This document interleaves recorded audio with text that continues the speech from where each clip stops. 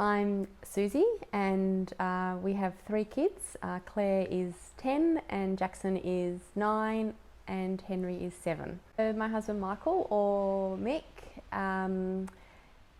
passed away last September 2019 from brain cancer. He had brain cancer for 21 months. With dying and end of stage life, obviously your bodily functions change, and each disease is different, I think, for different people. For nearly the last 6 months of his life, he was really struggling to walk, so he could shuffle around the house with aids and assistance, but then he was very much in the wheelchair for the last, I don't know, 10 or 12 weeks.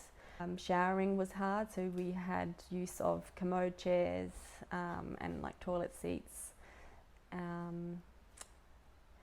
and just managing all of his medications as well. And then towards the end, for the last couple of weeks, it was bodily functions like his bowel, becoming incontinent with his bowel, which was pretty awful. So when we moved to the palliative care facility, when we made that really difficult choice to move from home to palliative care, first of all, it was actually really hard physically getting him there. The day that we had booked him in to go there, he was really unwell and had a really bad fall the night before. That was the other thing that kept happening, and that became really hard at the end because his mobility was so hard. He would be having falls, and picking him up, I think, like, he wasn't a massive guy, but he was still bigger than me, and having to pick him up, like if he fell in the bathroom or in the hallway, it was just very difficult having to put him onto a sheet and slide him across the floorboards into the bedroom so I could sit on the edge of the bed, put my arms underneath him and hoist him up onto the bed. It was just really difficult and not very nice for the kids to see that kind of thing. So he had had a fall the night before, before we were booked in to go to the facility, and he was really unwell that next day. Just couldn't get out of bed. Like, I couldn't even get him into the car to get him there. I really couldn't even get him out of the bed onto the wheelchair, so he was really unwell. So we had to delay moving to the facility till the next day. And going to the facility, the kids said goodbye to him that morning, and then they went off to school. And getting to that facility, even though it's what we thought we really wanted to happen, and the facility was lovely, really lovely hospital, it just felt wrong. So then when the kids came to visit after school, they hadn't been to school that day, so we had been there for a few hours and kind of settled in and unpacked our stuff, and my mum was bringing the kids to visit, and they arrived, and they were excited to be there. There's a whiteboard in the room, so they were able to write their names all over the whiteboard, and the bed moved up and down, and there was 2 beds, and thankfully the facility kept that other bed free, so we had 2 hospital beds in the room, and you know, there was some apple juice in the fridge, so they were excited to run down and get an apple juice, all those little things. But it still felt wrong. So then the kids, you know, had that time with Mick, and then, you know, they were getting really restless because it was one small hospital room. They just wanted to play handball, they wanted to kick a soccer ball, they just wanted to, you know, I've got 3 kids, the boys are so active.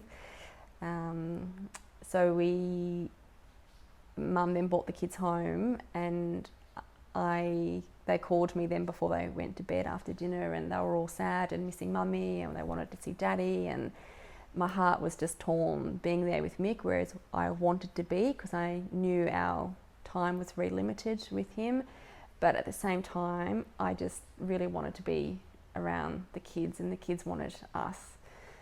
So then I looked at making plans to bring Mick back home.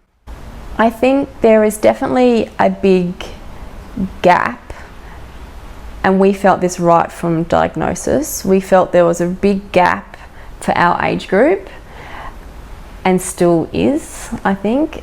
There seemed to be a lot of support for kids with cancer, and there was palliative care services for kids and their families.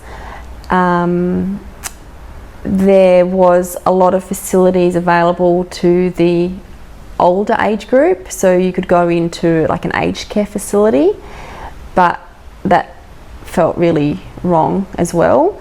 And even though I was able to care for Mick at home, there would be a lot of situations where you can't care for someone at home, and putting them into an aged care facility definitely felt wrong. So there is definitely a big gap for young families, so couples with young kids, and it would have been really good to have been linked up or connected with people similar situation, similar age group, and then to even have a facility, a palliative care facility that was available for us. I think we would definitely have considered that as an option, and more than likely that would have been probably the option that we would have gone down if things were different, if it was available to us.